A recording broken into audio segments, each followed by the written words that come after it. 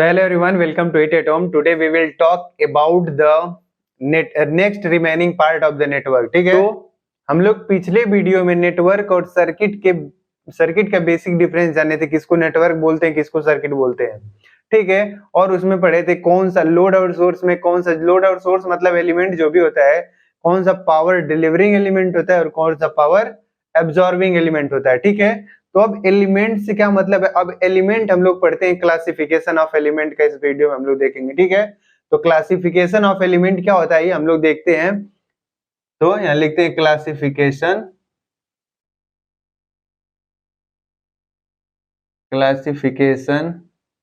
Of element.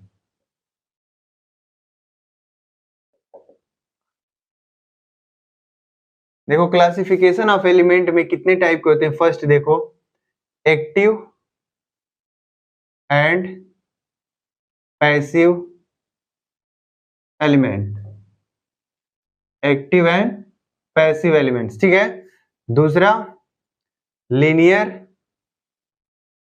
And non linear element, and third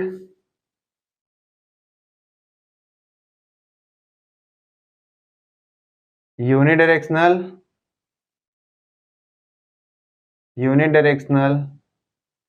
and bidirectional element.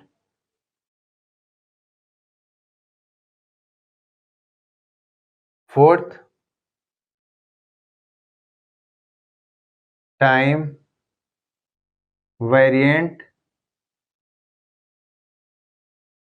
And invariant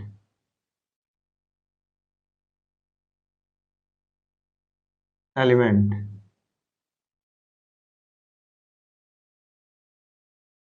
fifth lumped and distributed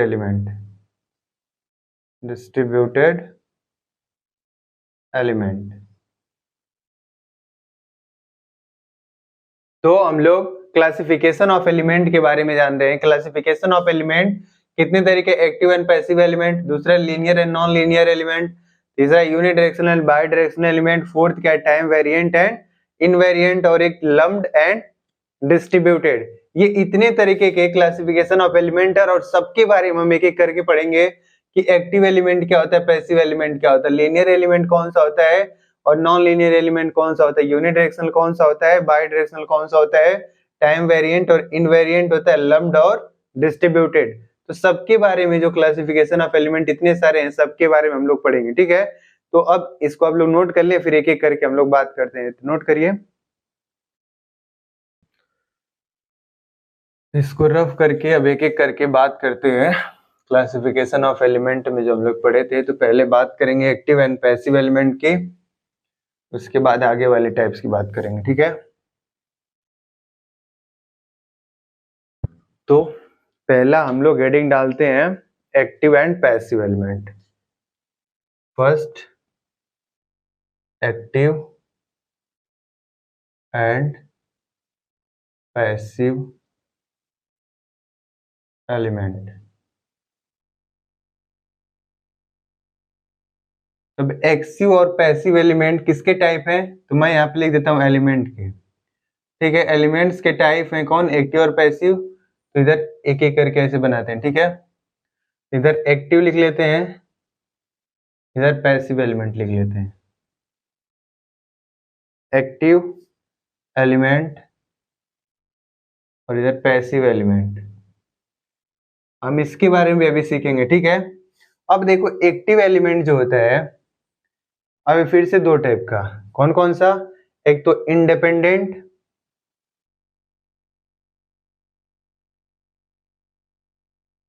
और या तो dependent. ठीक है, independent में क्या होएगा और डिपेंडेंट में क्या होएगा। ठीक है, तो इंडिपेंडेंट में क्या है, या तो आइडियल या तो प्रैक्टिकल आइडियल, देखें यहाँ आइडियल, आइडियल वोल्टेज सोर्स, देखो आइडियल में क्या है, वोल्टेज सोर्स या तो करंट सोर्स,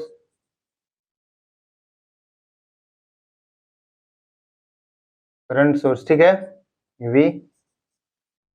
प्रैक्टिकल में भी क्या, फिर से वही चीज, वोल्टेज सोर्स वी लिख दे रहे हैं, करंट सोर्स, ठीक है।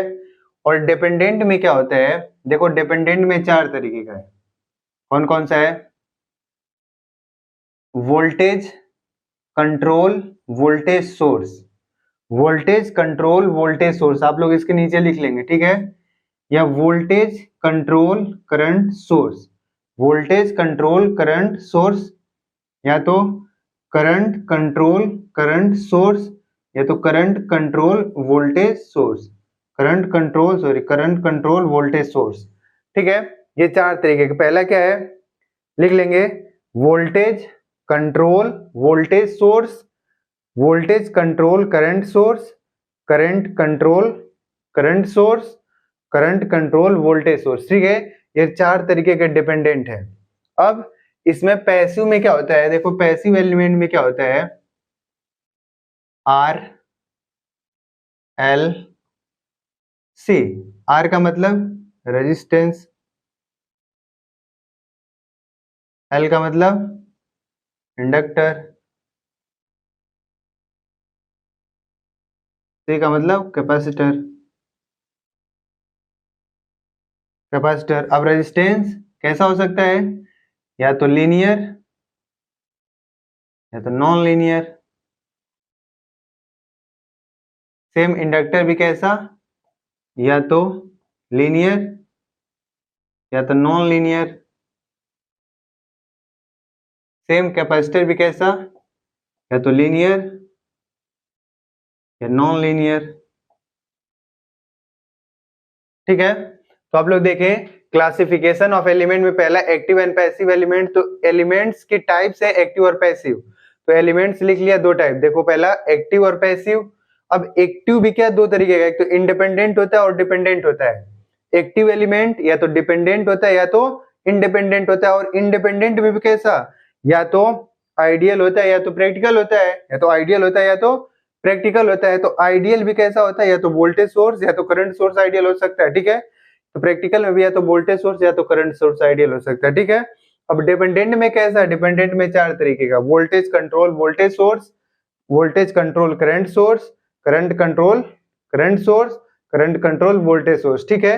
ये डिपेंडेंट में हो गए 4 तरीके। और पैसिव एलिमेंट कौन कौन से होते हैं, आर एल सी, यानी रेजिस्टेंस इंडक्टर एंड कैपेसिटर है, ठीक है। और रेजिस्टेंस कैसा होता है, लीनियर या नॉन लीनियर हो सकता है। और इंडक्टर भी कैसा होता है, तो लीनियर या नॉन लीनियर हो सकता है।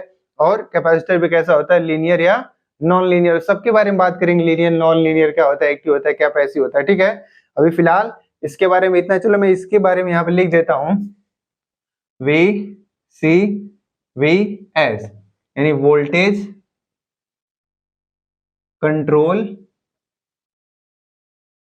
Voltage source. दूसरा वोल्टेज कंट्रोल करंट सोर्स, यहां पे लिख लें voltage control current source. Third current control current source, ऐसे लिख लेंगे करंट कंट्रोल करंट सोर्स, या तो current control voltage source, current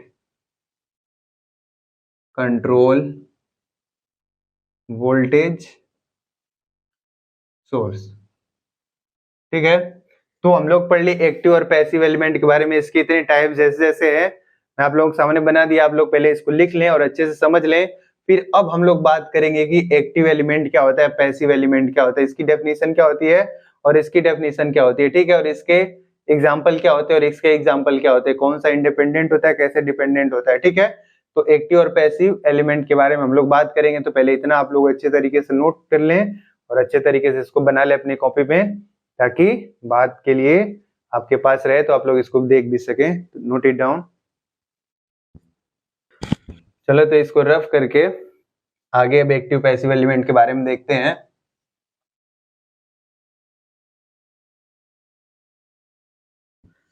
हो बाकी सब सपने होते हैं, अपने तो अपने होते हैं,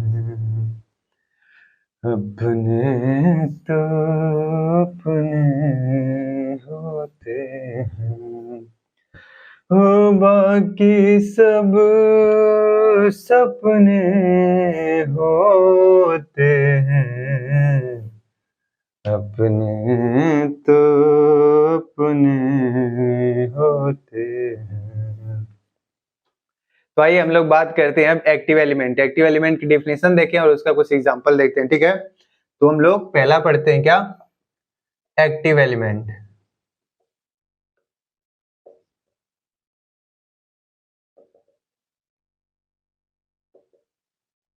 देखो एक्टिव एलिमेंट की डेफिनेशन क्या होती है, बोलते ऐसा एलिमेंट जो इंडिपेंडेंटली क्या करे, एनर्जी को डिलीवर करे। ऐसा एलिमेंट जिसके पास कैपेबिलिटी हो क्या करने की, एनर्जी डिलीवर करने की, ठीक है। इंडिपेंडेंटली यानी बिना किसी के हेल्प के अगर वो एनर्जी को डिलीवर करता रहे, कब तक, फॉर लॉन्ग टाइम ड्यूरेशन, तो उसको हम लोग बोलते हैं एक्टिव एलिमेंट। या ऐसा एलिमेंट जिसके पास क्या होता है, इंटरनल एम्पलीफिकेशन होता है। क्या होता है, जो अपने आप को एम्पलीफाई करता रहे इंटरनली बिना किसी के सहायता के थ्रू, ठीक है ना। तो उसको हम लोग बोलेंगे एक्टिव एलिमेंट, ठीक है। तो पहले आओ देखते हैं। तो बोलेंगे when the element is capable of delivering energy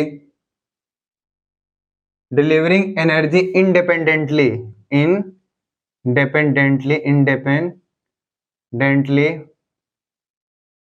for long time duration, for long time. और लॉन्ग टाइम का मतलब क्या, हम लिख सकते हैं अप्रोक्सीमेटली इनफाइनाइट टाइम।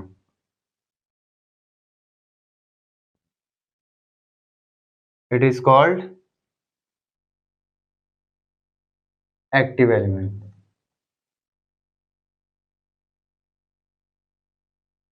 देखो क्या डेफिनेशन है, when the element is capable of delivering energy independently for long time, यानी ऐसा एलिमेंट जो कैपेबल हो क्या करने के लिए, एनर्जी देने के लिए, कितने इंडिपेंडेंटली फॉर लॉन्ग टाइम, यानी लॉन्ग टाइम का मतलब क्या, अप्रोक्सीमेटली इनफाइनाइट टाइम तक क्या करे, एनर्जी को डिलीवर करता रहे, ठीक है।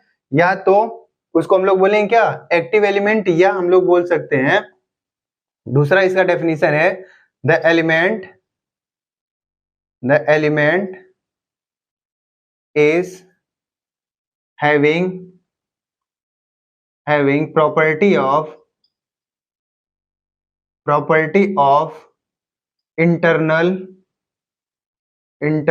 amplification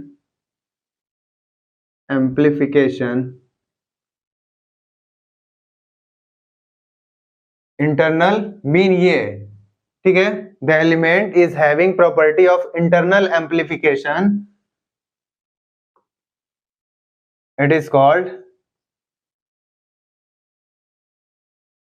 active element.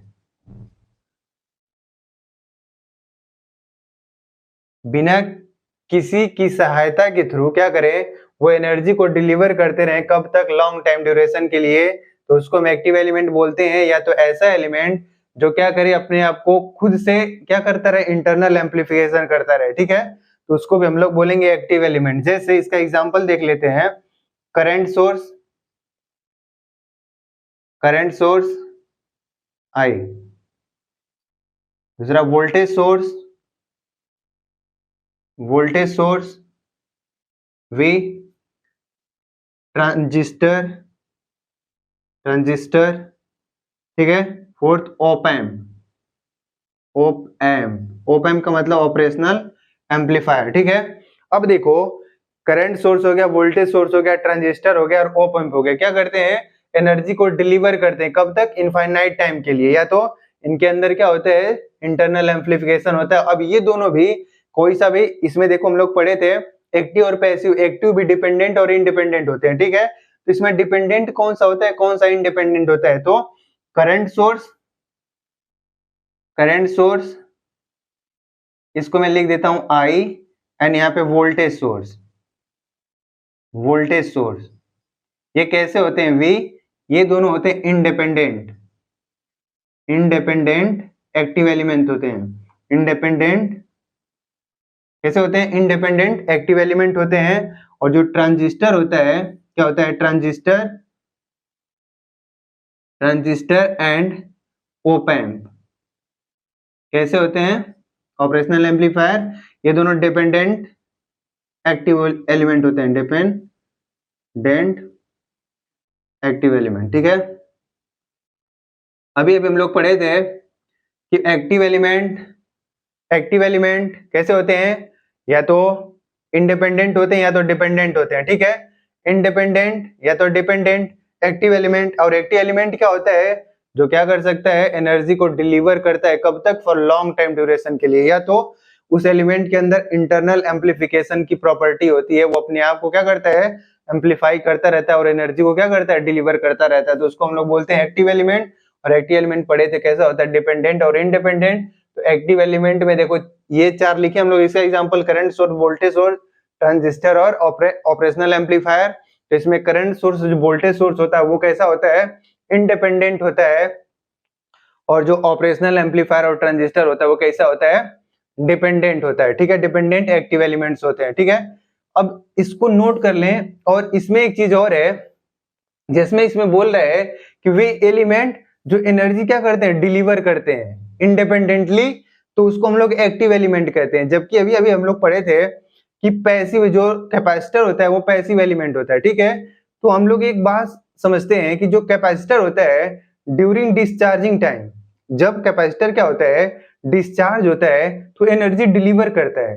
जब एनर्जी डिलीवर करता है तो उसको हम लोग एक्टिव एलिमेंट क्यों नहीं बोल सकते, उसको एक्टिव एलिमेंट हम लोग क्यों नहीं बोल सकते, तो जो कैपेसिटर होता है वो ड्यूरिंग डिस्चार्जिंग क्या करता है, एनर्जी डिलीवर करता है, लेकिन हम उसको क्या नहीं बोलते हैं, एक्टिव एलिमेंट नहीं बोलते हैं। तो ऐसा क्यों उसको एक्टिव एलिमेंट नहीं बोलते हैं, ठीक है। तो आप पहले इसको सोचेंगे, अभी फिर फिलहाल इसको नोट करिए, फिर इसके बारे में बताता हूं, ठीक है। Note it down. तो हम लोग एक्टिव एलिमेंट्स की डेफिनेशन देख लिए। एक्टिव एलिमेंट्स की डेफिनेशन क्या थी, when the element is capable of delivering energy independently for long time duration। ध्यान देना, independently for long time duration। long time duration का मतलब क्या है कि अप्रोक्सीमेटली इनफाइनाइट टाइम तक वो एनर्जी क्या करता रहे, इंडिपेंडेंटली डिलीवर करता रहे, कि नहीं किसी को देता रहे, ठीक है। उसको हम लोग एक्टिव एलिमेंट बोलेंगे, या तो हम लोग बोलेंगे the element is having the property of internal amplification. Internal amplification का मतलब क्या है, वो अपने आप को क्या करता रहे, एम्पलीफाई करता रहे और एनर्जी क्या करता रहे, डिलीवर करता रहे, तो उसको हम लोग एक्टिव एलिमेंट बोलते हैं, ठीक है। तो अब हमको इससे ये पता चलता है कि वे एलिमेंट एक्टिव एलिमेंट कहलाते हैं जो क्या करते हैं, एनर्जी को डिलीवर करते हैं, ठीक है। एनर्जी क्या करते हैं, डिलीवर करते हैं, यानी देते हैं किसी ना किसी को, तो उसको हम लोग एक्टिव एलिमेंट बोलते हैं। जबकि जो कैपेसिटर होता है ड्यूरिंग डिस्चार्जिंग टाइम, जो कैपेसिटर होता है जब वो डिस्चार्ज होता है ड्यूरिंग डिस्चार्जिंग टाइम, वो क्या करता है, एनर्जी को डिलीवर करता है, तो उसको हम लोग एक्टिव एलिमेंट क्यों नहीं बोलते हैं। तो उसका रीजन ये है कि हम जब डिस्चार्जिंग टाइम में कैपेसिटर एनर्जी डिलीवर करता है तो उसको हम लोग एक्टिव एलिमेंट क्यों नहीं बोलते हैं, तो इसलिए नहीं बोलते हैं क्योंकि एक्टिव एलिमेंट की डेफिनेशन में साफ साफ लिखा हुआ है कि एनर्जी डिलीवर कितने टाइम तक करना है, इनफाइनाइट टाइम तक। जबकि क्या होता है, during discharging capacitor deliver energy for short time duration, यानी छोटे समय के लिए क्या करता है, एनर्जी को डिलीवर करता है, इसलिए हम उसको क्या नहीं बोलते हैं, एक्टिव एलिमेंट नहीं बोलते हैं। और उसका एक रीजन ये भी है कि उसके अंदर इंटरनल एम्पलीफिकेशन नहीं होता है। इंटरनल एम्पलीफिकेशन का मतलब अपने आप को एम्पलीफाई करता रहे और एनर्जी को डिलीवर करता रहे, उसके अंदर ये भी प्रॉपर्टी, उसके अंदर ये भी गुण नहीं होता। इस वजह से कैपेसिटर को ड्यूरिंग डिस्चार्जिंग टाइम क्या करता है, एनर्जी डिलीवर करता है, तो भी हम उसको क्या नहीं बोलते हैं, एक्टिव एलिमेंट नहीं बोलते हैं। ठीक है, तो आइए अब हम लोग बात करते हैं पैसिव एलिमेंट के बारे में। ठीक है, तो पैसिव एलिमेंट की डेफिनेशन आप लोग को पता हो गया होगा, क्या होगा। पैसिव एलिमेंट किसको बोलते हैं, व्हेन द एलिमेंट, लिख दें आगे, when the element is not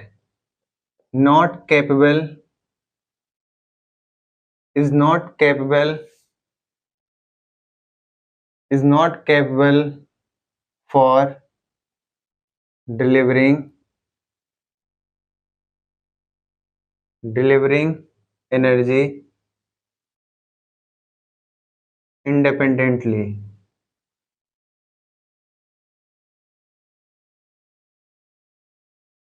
It is called as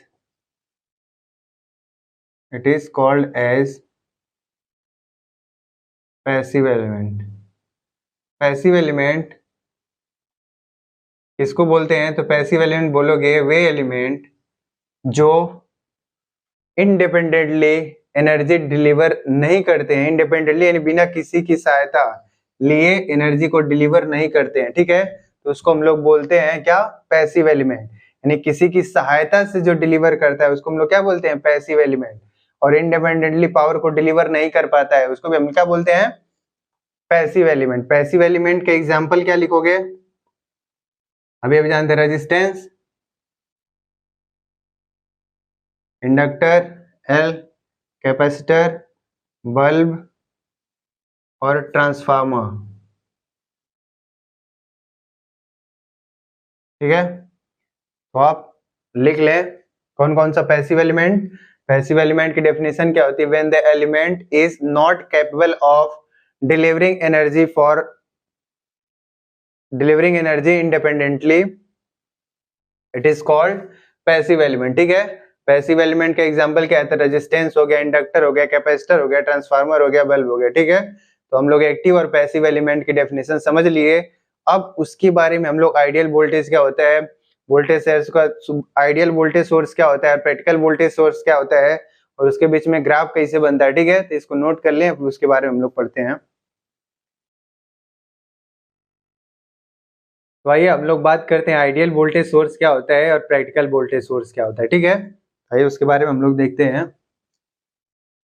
ideal voltage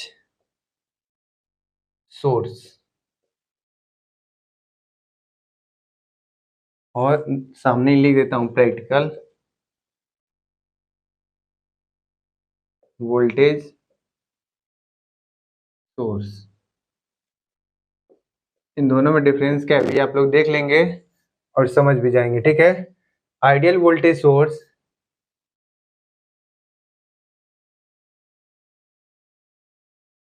ये वोल्टेज सोर्स है, करंट इसमें से निकल रहा है। ठीक है, और ये आउटपुट वोल्टेज है।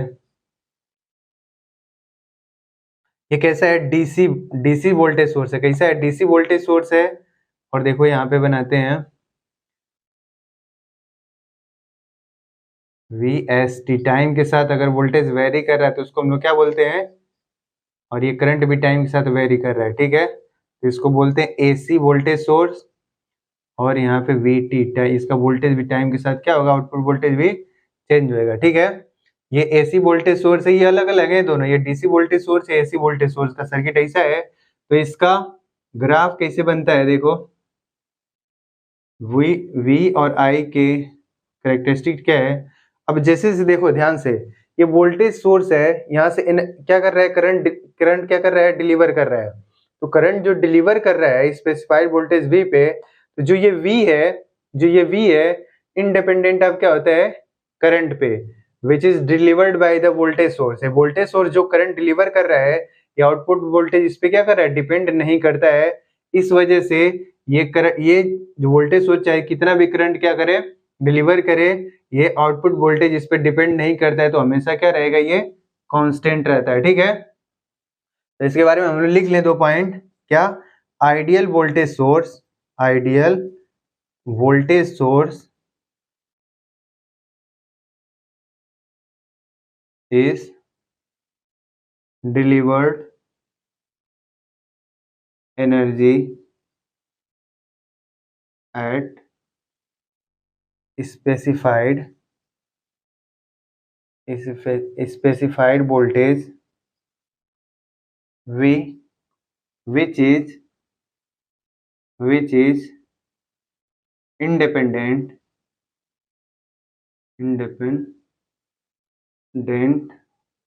on current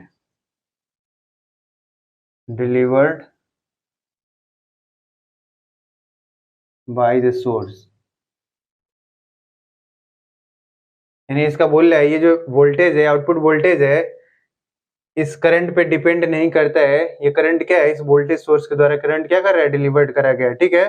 जो आउटपुट वोल्टेज इस करंट पे डिपेंड नहीं कर रहा है, तो ये वोल्टेज जो करंट चाहे चाहे जितना भी हो, कम हो ज्यादा हो, वोल्टेज आउटपुट वोल्टेज हमेशा क्या होएगा, सेम होएगा। क्यों? क्योंकि इसका इंटरनल रेजिस्टेंस जो होता है क्या होता है, जीरो होता है। क्या होता है? इंटरनल रेजिस्टेंस जीरो होता है। तो हम लोग लिख लेंगे ideal voltage source having internal resistance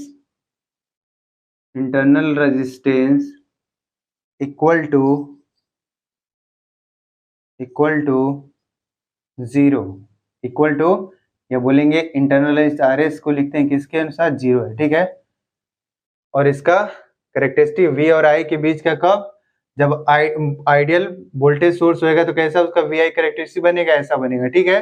और समझ में आ गया क्यों ऐसा बन रहा है, क्योंकि वोल्टेज सोर्स जैसा जितना भी कम या ज्यादा करंट डिलीवर कर रहा है, इस पे ये आउटपुट वोल्टेज डिपेंड नहीं करता है, इस वजह से इसका ग्राफ ऐसा बनता है, ठीक है। और इसमें प्रैक्टिकल वोल्टेज सोर्स में क्या होता है, इसमें एक इंटरनल रेजिस्टेंस होता है, ठीक है। ये देखो Vs, ये डीसी वोल्टेज सोर्स है, ठीक है। और ये Rs है, यहाँ पे करंट I, इसमें वोल्टेज V है, ठीक है। ऐसा आउटपुट। अब इस वोल्टेज में क्या होएगा, जब ये करंट डिलीवर करेगा तो अब ये रेजिस्टेंस जो है क्या करेगा, कुछ वोल्टेज को घटाएगा, ठीक है। और घटाएगा कैसे, इसमें केवीएल लूप लगाते हैं, ठीक है। अभी इसको बताते हैं। और दूसरा देखो, इसमें जब ये डीसी वोल्टेज सर्किट होता है, डीसी सोर्स होता है, तो उसको वीएस से लिखते हैं, और रेजिस्टेंस को आरएस लिखते हैं। लेकिन जब वही एसी होता है तो इम्पीडेंस में बदल जाता है, इसको जेड एस लिख लेते हैं, ठीक है। और यहाँ वोल्टेज सोर्स को हम लोग ऐसे भी लिख लेते हैं, ये बदल रहा है वी एस इसके साथ, टाइम के साथ में। और यहाँ पे आई टी, यानी समय के साथ साथ क्या हो रहा है, करंट भी चेंज हो रहा है, तो ये वोल्टेज भी क्या होएगा, समय के साथ चेंज होएगा, ठीक है।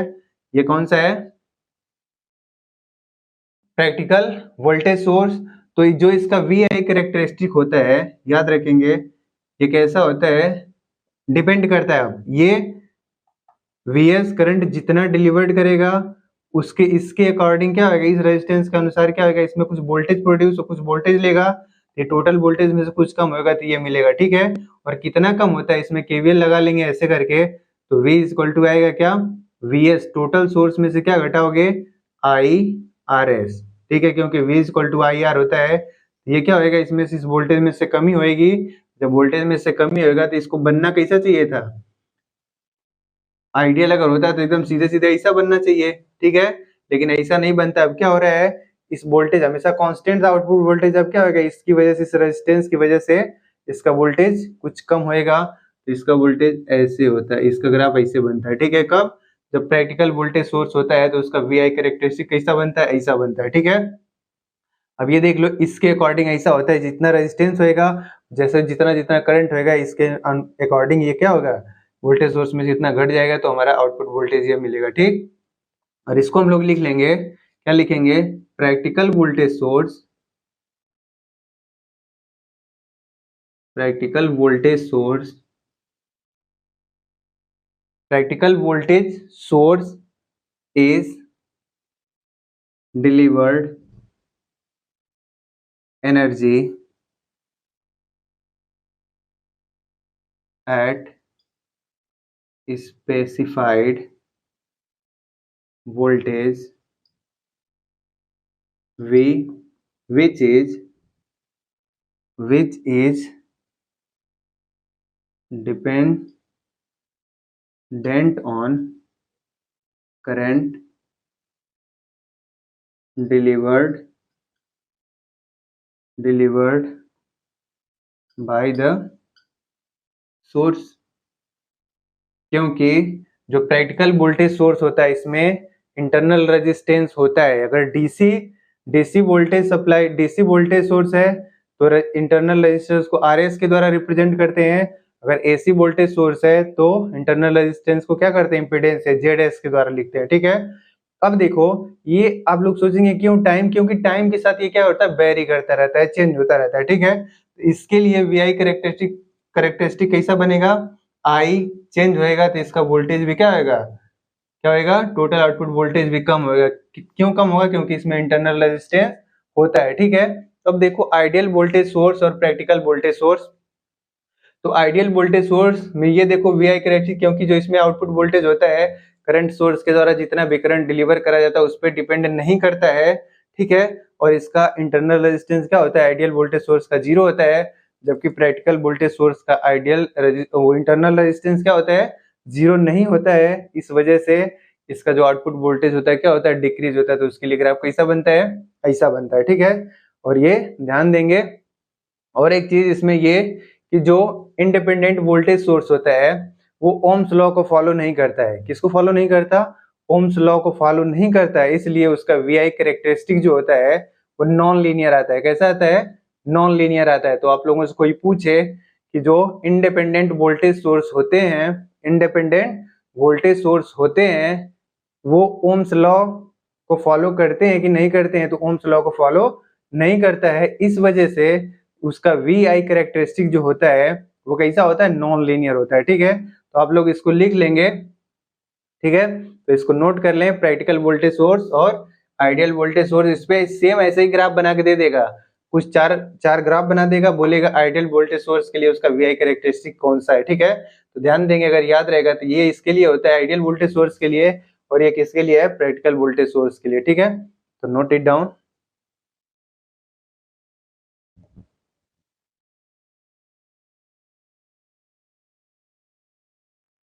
इसको रफ करते हैं, फिर एक क्वेश्चन करते हैं इस पे। ठीक है,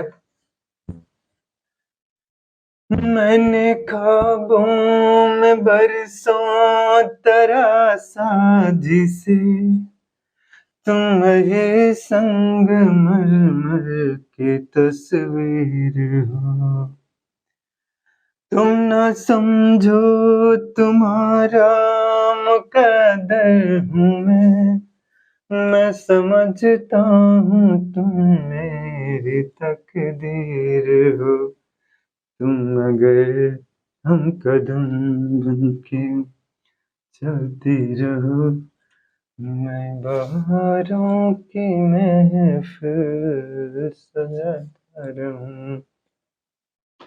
तो आइए हम लोग एक सवाल करते हैं, या हम लोग पहले एक पॉइंट लिख लेते हैं। Independent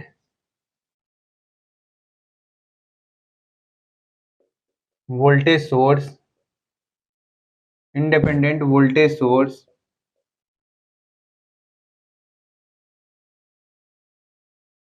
independent voltage source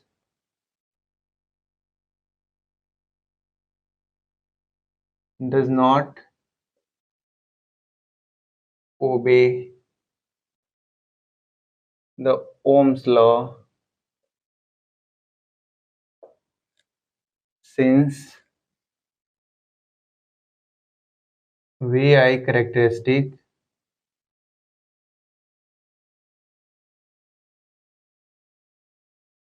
is non-linear। कैसा होता है, जो इंडिपेंडेंट वोल्टेज सोर्स होता है does not obey the Ohm's law को फॉलो नहीं करता है, इस वजह से वीआई कैरेक्टरिस्टिक उसका कैसा होता है, नॉन लीनियर होता है। ठीक है, तब एक क्वेश्चन है, बोल रहा है identify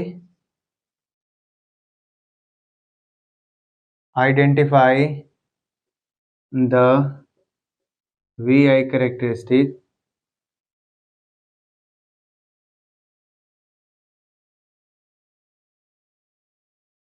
way characteristic for practical for ideal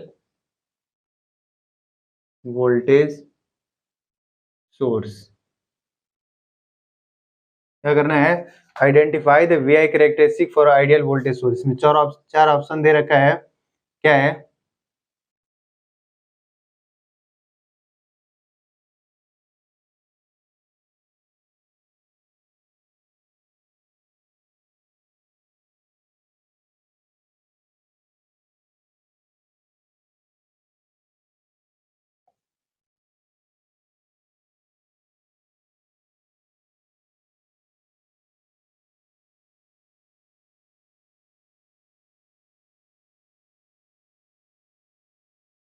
D option है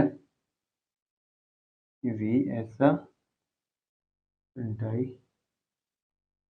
ऐसा। ये चार ऑप्शन दे रखा है और बोल रहा है कि identify the V I characteristic for ideal voltage source. किसके लिए, आइडियल वोल्टेज सोर्स। तो और आइडियल वोल्टेज सोर्स के लिए क्या हम लोग पढ़े थे कि जो वोल्टेज सोर्स के द्वारा करंट क्या होता था, डिलीवर्ड होता है, करंट निकलता है, करंट जितना निकलता सप्लाई होता था वोल्टेज सोर्स के द्वारा, वो जो उसका आउटपुट होता है उस करंट पे डिपेंड नहीं करता है, ठीक है ना, डिपेंड नहीं करता है, यानी चाहे करंट चाहे कितना भी हो, वोल्टेज सोर्स हमेशा क्या होना चाहिए, कांस्टेंट होना चाहिए। तो इसमें देखो जो पहला हम लोग बोले थे किसके लिए, आइडियल वोल्टेज सोर्स के लिए वीआई कैरेक्टरिस्टिक कौन सा है, तो इसमें कौन सा दिख रहा है, पहला ऑप्शन दिख रहा है, ठीक है। अदरवाइज अगर बोलता प्रैक्टिकल वोल्टेज सोर्स के लिए तो कौन सा ऑप्शन सही हो जाता, ये सही होता। आप लोग बोलेंगे कि ये और ये दोनों एक ही है, ऐसा नहीं है। क्यों, क्योंकि देखो इसमें आई को चेंज कर रहे थे तो वी क्या होता था, कांस्टेंट। इसमें क्या दे रखा है, वी को चेंज कर रहे तो आई कांस्टेंट दे रखा है, ठीक है, जबकि ऐसा नहीं है। इस वजह से ये वाला गलत है, क्या है, वी और आई, ये वाला हमारा ऑप्शन क्या है, सही है, ठीक है।